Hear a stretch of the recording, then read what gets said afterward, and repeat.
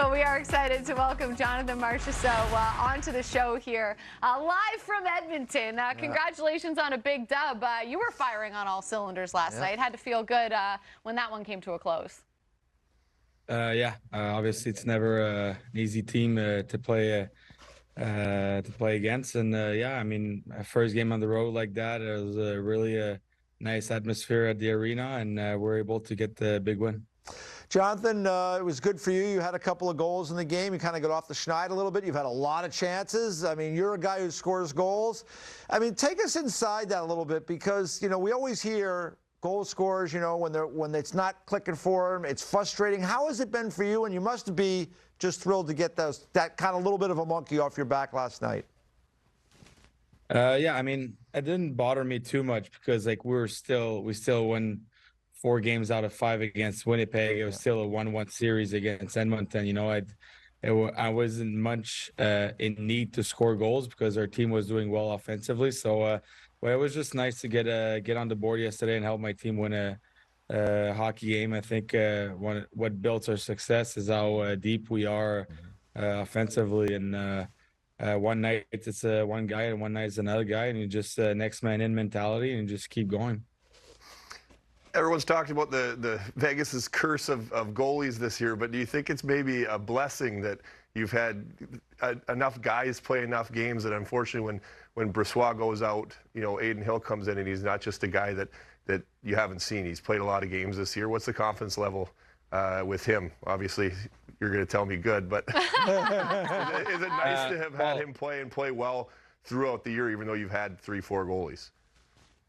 Well, you can see around the league, like, everybody has 2 pretty good goalies. I mean, we're lucky enough that we have 4. So obviously we can say we've been unlucky with injuries with our goalies, but at the same time, we're pretty lucky to have 4 like grade A's goalie here, and they give us a chance every night to win a hockey game. And honestly, it's been, I've never seen anything like it, that you have one of those 4 guys coming in and you have faith in them that they're going to help you win a hockey game. And I mean, you must know, like, every time you come in from the bench and you come in a playoff atmosphere like this against the Oilers, it's pretty much not an ideal situation for any goalie.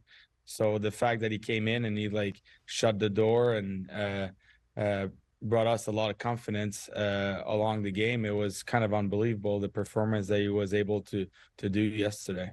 Yeah, not only did it go in and win the game with the lead, but also set up the confidence for coming into the next game with how solid he did play. And, exactly. And fingers crossed, nothing happens, but I got a future Hall of Famer just sitting there just in case. Just in case. But hopefully we don't have to worry about that situation. Yeah, not a bad spot to be in, to say the least. A blessing in disguise in some ways when you have those injuries, but you get good looks at other goaltenders, and then they feel more confident coming in as well. But a solid performance from Adin Hill. Obviously, you know, Jonathan, coming into this series and throughout it, a lot of talk about that lethal power play for the Edmonton Oilers. I mean, you guys are the best team in the West for a reason. You guys have been good all season long. But we've talked a lot about, okay, well, the best way for Vegas to, you know, not allow Edmonton to score power play goals is to not let them have power plays. But how hard is it to stay disciplined against a team that is so highly skilled when guys like Connor McDavid and Leon Draisaitl are going? Yeah, for sure. Sometimes it gets difficult. They're so fast and they're so powerful on skates, and they're 2 best players in the league, right? So it's quite remarkable to see them being so successful at every game they're out there. I mean, for our group, it's the same way it's been all year. We've been a pretty disciplined group all year, and I think we're enough older guys in that locker room that we know that composure and discipline is going to bring you a long way in the playoffs. So that's the mindset we go in every game, and we're definitely aware of when they're on the ice, and we're aware of the situation. Like, they're rolling at over 50% on the power play. So you can't let them get on the power play. So it's just it's about us being disciplined, checking properly and playing the right way. And when we do that, I think we can be pretty successful. Jonathan, how important is it, not really as much on the ice, but just off the ice, to have Mark Stone back in that group? I mean, it's huge. He's been such a good like everybody knows how great of a player he is. He has the gift of he makes everybody on the ice look better. So I mean, we're definitely lucky to have him back, but also off the ice, he's our captain. You know, he's our leader. He's a guy that you know what to get on the ice every night. It's quite remarkable to see, and we're definitely lucky to have him. And he just makes our team better every night, and he makes also a power play a lot better too. So, which we struggled a little bit during the season when he wasn't there. So, we're definitely lucky to have him back. Yeah, we talked earlier. We had a little segment on Jack Eichel and how good he was last game. And have you seen since he's got traded there, kind of a maturing in his game? A lot of the clips that we were showing was just his positioning and coming back. And I said maybe he did learn that from a guy like Mark Stone. But what's it like been playing with him and watching him grow with your group? Yeah, I mean, obviously before he came with us, you know, all the Allies goals, like how good he was in Buffalo and all of that. But he came in and he's been he's been perfect to us. You know, he's been so good, like offensively, but not just that. It's the defensive game, the way he is in the D zone, the way he plays, he skates, he checks well, he's physical, he's heavy on the puck. And you know what? I didn't know that about him before he came with our team. And sometimes you got to give up maybe a little bit of offensive production to be a better defensive player. And I think that's something that he acquired this year. And he's been just an unbelievable two-way player. And he's definitely up there in the best player in the league for that. So we're definitely lucky to have him. And yeah, it's definitely fun to see. He's got to be jacked to be in the playoffs. He's waited a long time to play postseason hockey, so I'm sure he's fired up in that regard as well. Obviously, we're in the middle of this series right now, so you look at last night's performance. You guys are able to have pretty solid game top to bottom. You come away with the win. You get set for game number 4. You know, what are some of the things that you want to pull from that game and bring into game 4? Because it is a very highly talented team on the other side.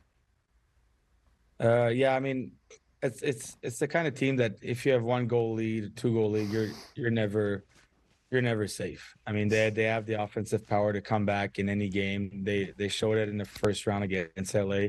We're aware of that situation, so we're kind of like, let's get a goal, let's get another one, let's keep going. We're like we don't necessarily get satisfied with a certain lead that we can have. I think one thing that we got to be better is our first 5 to 10 minutes of the game. We got to find a way to not let them get on the board and like play a good checking game, play the right way right off the bat, especially with the energy of the crowd that they had. So yeah, that's one thing that I would like our team to be a little better in the next game.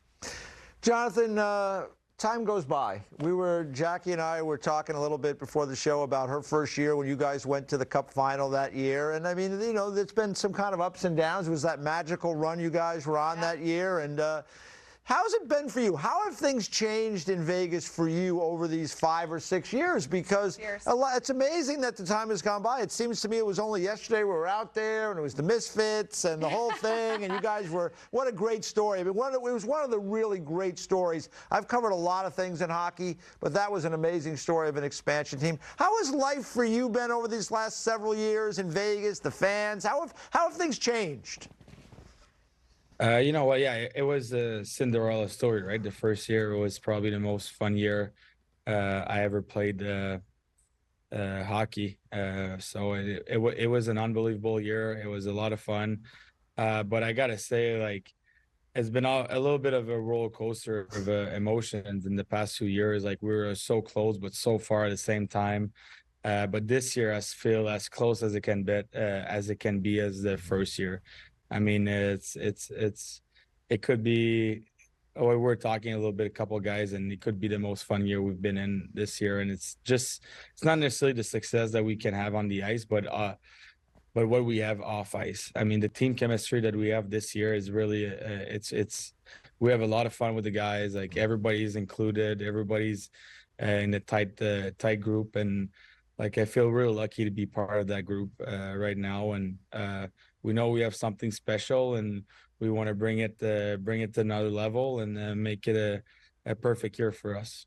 Well, Chapter 1 of the Vegas Golden Knights was magical, but Chapter 6 looking pretty special as well. Jonathan, we appreciate you hopping on the show. We know it is a busy, high-pressure time of year for you, so thank you for taking the time.